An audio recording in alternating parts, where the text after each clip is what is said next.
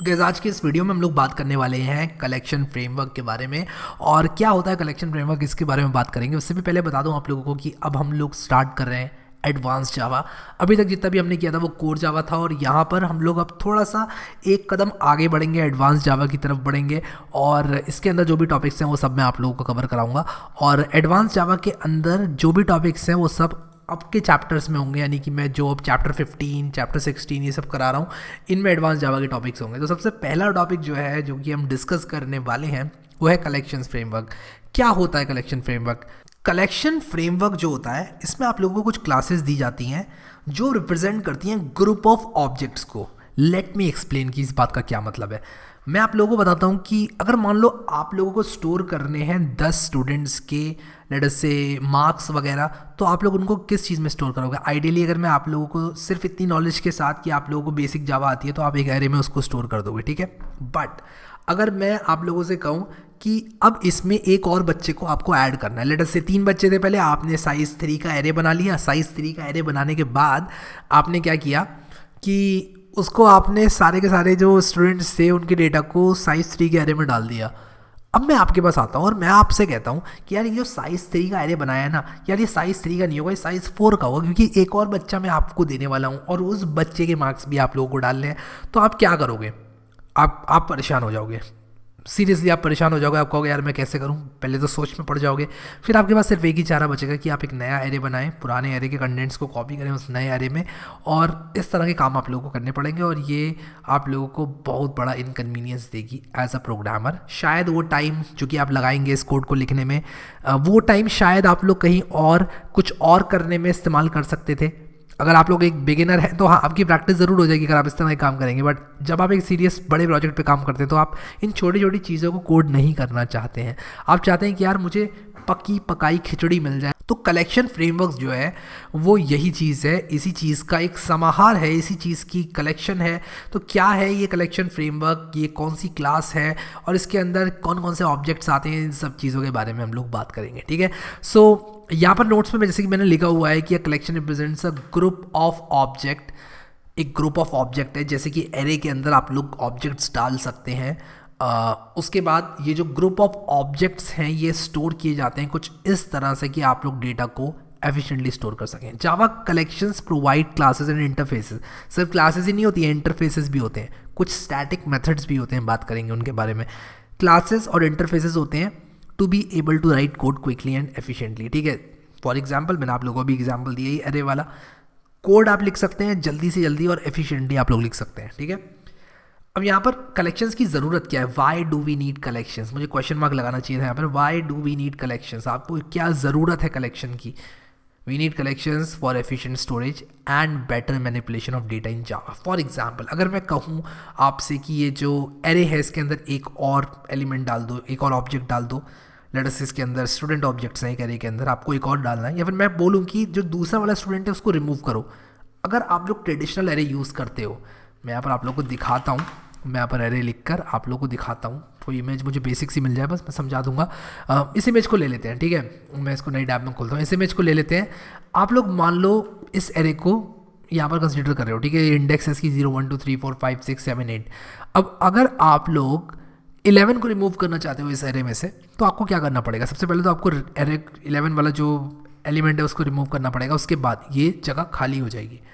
आपको 6 को 11 की जगह पर, 55 को 6 की जगह पर, 98 को 55 की जगह पर, 45 को 98 की जगह पर, 16 को 45 की जगह पर, इस तरह से आप लोगों को शिफ्टिंग करनी पड़ेगी।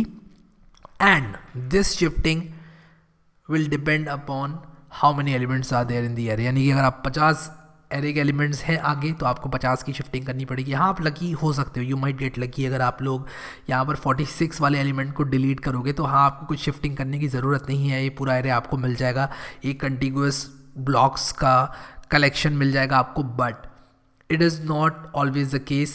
आपको हमेशा इस तरह की सिचुएशन नहीं मिलेगी जहाँ पर आप लोगों को लास्ट एलिमेंट रिमूव करना पड़ जाए। तो बीच का एलिमेंट अगर रिमूव करना है तो खिसकाना पड़ेगा। तो ये सारी चीज़ें ना कलेक्शन ऑब्जेक्ट्स की कुछ क्लासेस हैं जो कि हमें प्रोवाइड करता है कलेक्शन फ्रेमवर्क, वो ऑटोमेटिकली इन सब चीज़ों को हैंडल करती है। फॉर एग्जांपल एरे लिस्ट एक क्लास है जो कि आप लोगों को इन सब चीज़ों में मदद करेगी, बात करेंगे उसकी आगे।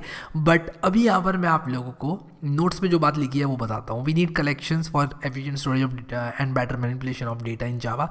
For example we use arrays to store integers, but what if we want to resize this array. आप लोग देखो इंटीजर्स वगैरह को स्टोर करने के लिए एरे का इस्तेमाल करते हो, क्या होगा अगर आप इसको रिसाइज करना चाहते हो, क्या होगा अगर आप बीच में कोई एलिमेंट इंसर्ट करना चाहते हो, कैसे करोगे आप डिलीट बीच के किसी एलिमेंट को।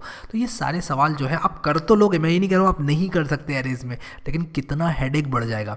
आप बना रहे हो मान लो एक स्टूडेंट लाइब्रेरी मैनेजमेंट सिस्टम, और अचानक से आप इस प्रॉब्लम में फंस जाते हो कि यार आपको बीच का एलिमेंट रिमूव करना है। आप डेफिनेटली आपके पास और भी बहुत सारी चीज़ें होंगी सोचने के लिए कि यार मैं किस डेटाबेस में स्टोर करूं, मैं डिप्लॉयमेंट के लिए क्या यूज़ करूं, और मैं जो है इस कोड को कहाँ पर होस्ट करूं। ये सारी की सारी चीज़ें आप लोगों को जो है ऑलरेडी आपके दिमाग पर लोड होगा इन सब चीज़ों का। और अचानक से आप लोगों से कोई कह दे कि यार ये बीच वाला जो एलिमेंट है इसको हटा के आगे के सारे जो एलिमेंट्स हैं इनको खिसका कर इसकी जगह पर लाओ, तो इनकन्वीनियंस होगा। तो ऑटोमेटिकली अगर कोई चीज़ ये मैनेज कर देती है हमारे लिए तो कितना अच्छा होता। तो हाँ यार वैसा हो भी गया है, और कलेक्शंस जो है वो इसी काम में आती हैं, ठीक है। हाउ आर कलेक्शंस अवेलेबल, अब यहाँ पर किस तरह से आप लोगों को प्रदान की जाती हैं कलेक्शंस, इसके बारे में बात करते हैं। तो कलेक्शंस आप लोगों को प्रदान की जाती हैं कुछ इस तरह से क्लासेस और इंटरफेसेस के फॉर्म में, ठीक है। और कुछ स्टैटिक मेथड्स भी होते हैं जैसे कि मैंने आप लोगों को बताया। कहाँ पर उपलब्ध होती हैं ये, java.util पैकेज में। अगर मैं यहाँ पर लिखूँ java.util.collection, ठीक है, तो ये एक क्लास है java.util.collection। आप लोग यहाँ पर जावा 13 अगर लिखें तो मैं यहाँ पर होम जावा 13 लिखूँगा तो यहाँ पर जो है डॉक्यूमेंटेशन खुलकर आ जाएगी, और यहाँ पर देखिए कलेक्शंस लिखकर आ गया है। जावा 13 की डॉक्स यहाँ पर आ गई हैं। इसके बारे में बताया गया है कि यार ये जो क्लास कलेक्शन है इसके जितने भी मेंबर्स हैं, जितने भी इंटरफेसेस हैं इसके अंदर, जितनी भी क्लासेस आप लोगों को दी गई हैं इसके अंदर, वो सब आप लोग यूज़ कर सकते हो। अब यहाँ पर इन सब की बातें करेंगे कि करके हम लोग देखेंगे कि सॉर्टेड सेट क्या होता है, सेट क्या होता है, ये सब एक एक करके देख लेंगे हम लोग। और ये भी देखेंगे कि इस पेज पर यानी कि जावा की डॉक्यूमेंटेशन पे आकर किस तरह से हम लोग रिक्वायर्ड कलेक्शन क्लास को इस्तेमाल कर सकते हैं। तो ये सारी चीज़ें तो हम लोग करेंगे। अभी मैं वापस नोट्स में आ जाऊँगा। I don't want to overwhelm all you guys कि यार ये क्या आ गया बीच में, ऐसा कोई सोच मैं आपके दिमाग में नहीं डालना चाहता। अभी के लिए आप नोट्स में रहो, नोट्स में सब कुछ ईजी है, वहाँ पर मत जाओ। वो भी देखना मैं सिखा दूंगा, एक बार कंप्लीट करोगे कोर्स तो वो सब भी आप लोग को बहुत ज़्यादा आसान लगेगा। अभी के लिए आप लोग यहाँ पर देखो कुछ कलेक्शन क्लासेस के एग्जाम्पल्स। सबसे पहला एरे लिस्ट। एरे लिस्ट का यूज़ किया जाता है वेरिएबल साइज कलेक्शन बनाने के लिए। अब ज़रूरी नहीं है कि वो इंटीजर्स का ही एरे हो, वो किसी और ऑब्जेक्ट का यानी किसी और कस्टम डेटा टाइप की कलेक्शन हो सकती है। उसके अंदर आप लोग ऑब्जेक्ट ऑफ लेट अस से स्टूडेंट क्लास या फिर ऑब्जेक्ट ऑफ लेट अस से कोई कस्टम एम्प्लॉई क्लास है तो आप वो सब डाल सकते हो उसके अंदर। सेट के अंदर डिस्टिंक्ट कलेक्शन होती है, यानी कि अगर एक नंबर लेट अस से 7 आ चुका है सेट के अंदर तो दूसरा 7 आप लोग नहीं डाल सकते, ठीक है। स्टैक क्या है, लीफो डेटा स्ट्रक्चर है। लीफो क्या होता है, लास्ट इन फर्स्ट आउट। अगर आप लोग डेटा स्ट्रक्चर्स वगैरह नहीं जानते बहुत अच्छे से, कोई बात नहीं, मैं आपको बताता हूँ स्टैक क्या होता है। स्टैक एक बाल्टी की तरह होता है। आप उसके अंदर जैसे जैसे डालेंगे, मान लो आप बाल्टी के अंदर बाल्टी के साइज़ की बॉल डाल देते हैं, यानी कि बास्केटबॉल डाल देते हैं बाल्टी के अंदर, तो आपने जो पहली बास्केटबॉल डाली वो सबसे नीचे रहेगी। उसके बाद नंबर 2 की बास्केटबॉल आपने डाली, वो दूसरी बास्केटबॉल रहेगी। फिर तीसरी डाली तो वो तीसरी रहेगी। एज्यूमिंग कि आपकी बाल्टी इतनी बड़ी है, जो कि होती नहीं है, बट लेट अस एज्यूम कि यार बाल्टी बहुत लंबी है, तो आपने मान लो 3 बास्केटबॉल डाल दी, तो जो सबसे आखिर में आपने डाली है, आई रिपीट, जो सबसे लास्ट में आपने डाली है वो आप लोगों को सबसे पहले मिलेगी अगर आप निकालते हैं उस बाल्टी के अंदर से बॉल, ठीक है। अगर आप नहीं समझे तो यार मैं आप लोगों को एक बार और बता देता हूँ। लीफो होता है लास्ट इन फर्स्ट आउट, ठीक है। कोई इमेज मिल जाए अच्छी सी मुझे, बस कोई इमेज मिल जाए अच्छी सी। मुझे एक बाल्टी, हाँ ये देखो, जैसे मान लो ये एक बाल्टी है, ठीक है। रेड बॉल आपने सबसे पहले डाली, फिर उसके बाद येलो बॉल डाली, फिर ब्लू बॉल डाली। अब अगर निकालने का टाइम आएगा तो जो सबसे लास्ट में आपने डाली वो सबसे पहले निकालोगे, तो ब्लू बॉल सबसे पहले निकालोगे। जो लास्ट इन होगी वो फर्स्ट आउट होगी, ठीक है, क्योंकि बाल्टी तो नीचे से बंद है ना, तो रेड बॉल को सबसे पहले निकाल नहीं सकते, तो last in will be first out, ठीक है। तो ये होता है लीफो डेटा स्ट्रक्चर। आप लोग स्टैक का इस्तेमाल कर सकते हो, एक स्टैक बना सकते हो। अगर कभी भी आपके प्रोग्राम में आपको कोई ऐसी चीज़ चाहिए कि आप स्टोर करना चाहते हो स्टैक के तौर में अपने ऑब्जेक्ट्स को, या और भी कोई चीज़ हो सकती है उसको, तो आप इसका जो है प्रयोग कर सकते हो, ठीक है। सो आई होप ये चीज़ आप लोगों को समझ में आ गई। और यहाँ पर वापस से आ जाऊँगा अब नोट्स में। तो जो स्टैक है वो लीफ डेटा स्ट्रक्चर है। हैश मैप क्या होता है? की वैल्यू पेयर्स को स्टोर करने के लिए होता है हैश मैप। इसकी भी बात करेंगे। लेट अस से आप लोग नेम के करस्पॉन्डिंग हैरी लिखना चाहते हैं, चैनल के करस्पॉन्डिंग कोड विद हैरी लिखना चाहते हैं, इस तरह की चीज़ें अगर आप लोग लिखना चाहते हैं तो आप लोग लिख सकते हैं हैश मैप की सहायता से। अब जो कलेक्शन क्लास होती है वो java.util पैकेज के अंदर होती है। ये बात मैं आप लोगों को बताना चाहता हूँ। Collection class is available in java.util package. और collection class also provide static methods for sorting, searching etcetera. तो यहाँ पर कलेक्शन क्लास हमारी java.util पैकेज के अंदर होती है। तो आप लोग को अगर कलेक्शन क्लास यूज़ करनी है तो java.util.collection। और ये कुछ स्टैटिक मेथड्स प्रोवाइड करती है फॉर सॉर्टिंग, सर्चिंग। तो इन सब चीज़ों की बात जो है हम लोग आगे करेंगे। अभी तक मैंने इंटेलिजे आइडिया को फायर नहीं किया है क्योंकि इंटेलिजे आइडिया मैंने अभी तक यहाँ पर खोला नहीं है, क्योंकि मुझे अभी यहाँ पर कोई कोडिंग करने की ज़रूरत पड़ी नहीं। बट इंटेलिजे आइडिया को हम लोग खोलेंगे और वहाँ पर हम लोग देखेंगे कि किस तरह से हम लोग जो है इन कलेक्शंस को इस्तेमाल कर सकते हैं। बट कलेक्शंस का एक बेसिक आइडिया आप लोगों को आई होप लग गया। अगले वीडियो में हम लोग देखेंगे पूरी क्लास हायरार्की जो कलेक्शंस की है कि कौन सी क्लास कहाँ से आती है। अगर एरे लिस्ट क्लास है तो किस किस क्लासेस को इनहेरिट करके, किन किन इंटरफेसेस को इम्प्लीमेंट करके ये आई। और इसके लिए एक बहुत अच्छी रिसोर्स है जो कि मैं आप लोगों को दिखाने वाला हूँ।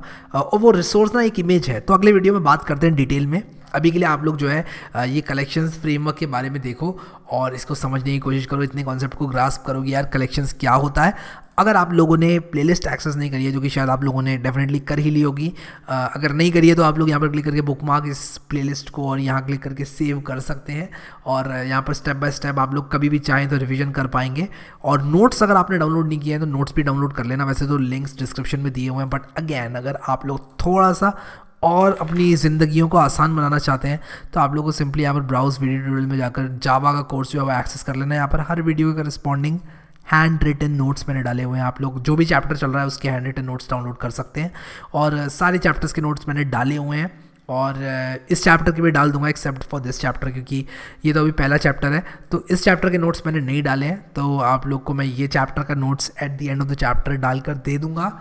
अभी के लिए इस वीडियो में इतना ही guys. Thank you so much guys for watching this video and I will see you next time.